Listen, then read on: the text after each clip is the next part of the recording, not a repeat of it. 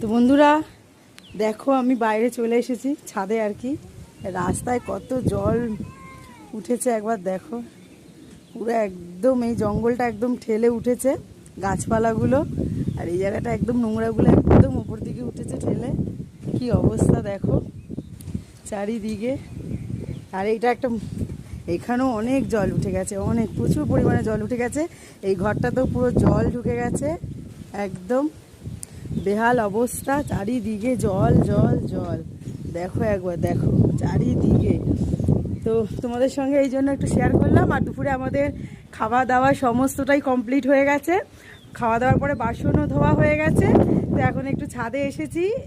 এতক্ষণ বৃষ্টি ছিল না, কিছুক্ষণের জন্য আর কি ব্রেক দিয়েছিল যে তোরা এই ফাঁকে সব কাজকর্ম করে নে। তো এখন আবার শুরু হয়ে গেছে, ব্রেক শেষ, এখন আবার বৃষ্টি আরম্ভ হয়ে গেছে। তো চলো বন্ধুরা, আমি আবার আসবো তোমাদের কাছে।